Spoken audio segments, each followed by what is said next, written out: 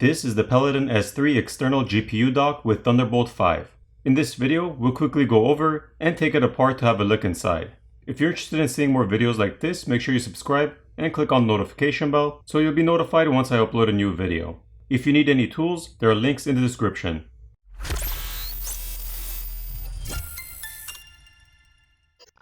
Inside the box, you receive the PELADN Link S-3 external GPU dock, a user guide or manual, a Thunderbolt 5 cable, as well as mounting screws and hardware. Now this external GPU dock is equipped with a 64 gigabit per second PCIe 4.0x4 slot, PCIe 3.0 M.2 slot, dual 80 gigabit per second Thunderbolt 5 ports, and an ST 4.0 card slot. The PCIe 16 slot has bandwidth up to 120 gigabits per second, and this is the slot which also supports the PCIe 4.0x4. Also on the front we see the 24-pin main power connector and an 8-pin CPU power connector. Once the Phillips screws and cover are removed, we get a better look at the PCIe 3.0 2280 M.2 SSD slot.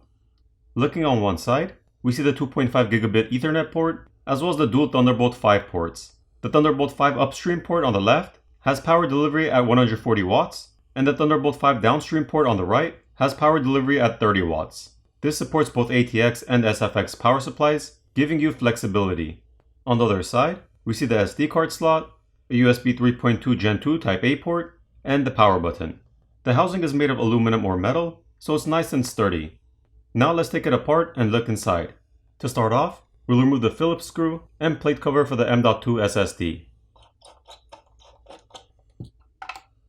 We can see a thermal pad on the other side of this metal plate, which will help transfer heat.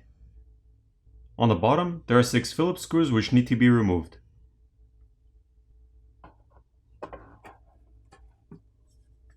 Once the bottom cover is removed, the cable for the power button can be disconnected from the main board by pulling it out.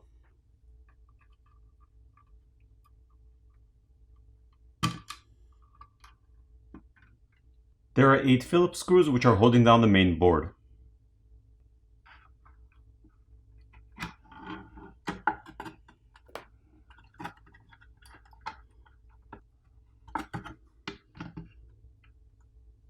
Here's a better look at the solid aluminum housing.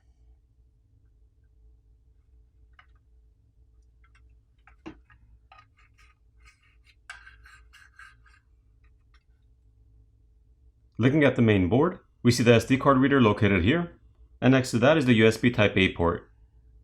Taking a look at the other side, we see the GPU slot, the 24-pin connector, as well as the 8-pin connector next to that, the M.2 2280 slot, the Ethernet port, as well as the controller board for the Thunderbolt 5 ports.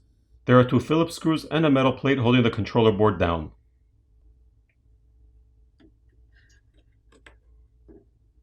Once the metal plate or cover has been removed, we see a thermal pad which helps to transfer heat away from the controller.